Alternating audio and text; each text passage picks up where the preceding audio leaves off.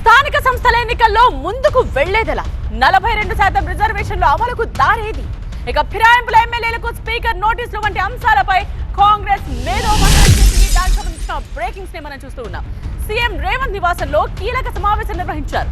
సమావేశంలో PCC chief Mahesh Goud, రాష్ట్ర కాంగ్రెస్ వ్యవహారాల ఇన్ఛార్జ్ మీనాక్షి, మంత్రి ఉత్తమ్ తదితరులు పాల్గొన్నారు.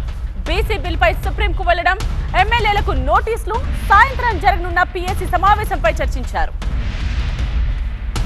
గాంధీ భవన్ లో సాయంత్రం టీపీసీసీ రాజకీయ వ్యవహారాలు సలహా కమిటీల ఉమ్మడి సమావేశం నిర్వహిస్తారు. ఈ సమావేశంలో సీఎం రేవంత్, పార్టీ రాష్ట్ర వ్యవహారాల ఇన్ఛార్జ్ మీనాక్షి నటరాజన్, రాజకీయ వ్యవహారాలు సలహా కమిటీల సభ్యులు పాల్గొంటారు. స్థానిక సంస్థల ఎన్నికలు, బీసీలకు 42% రిజర్వేషన్ అమలు, జూబ్లీహిల్స్ ఉప ఎన్నికల్లో అనుసరించాల్సిన వ్యూహంపై ఈ సమావేశంలో చర్చిస్తారు. 42% రిజర్వేషన్ల అంశమే ఇవాల్టి మీటింగ్ లో ప్రధాన అజెండా అంటున్నారు. ఈ నేపథ్యంలో ముఖ్యమంత్రి నివాసంలో జరుగుతోన్న సమావేశానికి ప్రాధాన్యత ఏర్పడింది. సీనియర్ కరెస్పాండెంట్ ప్రభాకర్ లైవ్ లో జాయిన్ అయ్యారు. ఇదే విషయానికి సంబంధించిన కంప్లీట్ డీటెయిల్స్ తో ప్రభాకర్, సో ఈ సమావేశంలో ఈ విషయాలన్నీ కూడా చర్చిస్తున్నారని తెలుస్తుంది. ఎటువంటి నిర్ణయాలు వెలువడొచ్చు, ఏం చర్చిస్తున్నారు?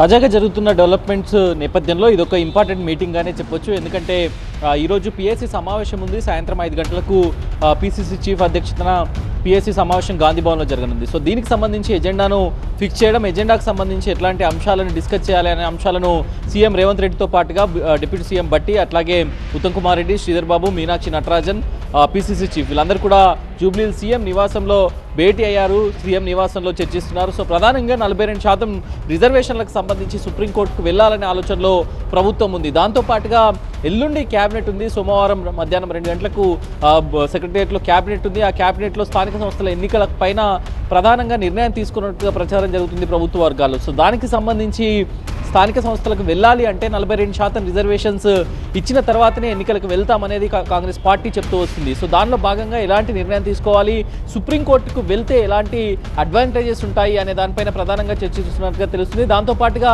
మనం 2-3 రోజులుగా చూస్తున్నాం, స్పీకర్ సుప్రీంకోర్టు ఆదేశాల అనుగుణంగా గత నెల 25న సుప్రీంకోర్టు తీర్పిచ్చింది పార్టీ మారిన ఫిరాయింపు ఎమ్మెల్యేలకు నోటీసులు ఇవ్వాలని. సో దాంట్లో భాగంగా నోటీసులు ఇస్తూ వస్తున్నారు. 10 మంది ఎమ్మెల్యేలకు 5 మందికి అందజేశారు. ఇంకో 5 మంది ఎమ్మెల్యేలకు నోటీసులు ట్రాన్సిట్లో ఉన్నాయి. సో వీటన్నింటిపైన కూడా ఎలా రియాక్ట్ అవ్వాలి అనే దానిపైన కూడా ప్రధానంగా చర్చిస్తున్నట్టు తెలుస్తుంది. ఇక కాంగ్రెస్ పార్టీ ప్రతిష్టాత్మకంగా తీసుకున్న జూబ్లీహిల్స్ ఉప ఎన్నికకు సంబంధించి ఇప్పటికే 3 మంత్రులకు కూడా సీఎం దిశానిర్దేశం చేశారు.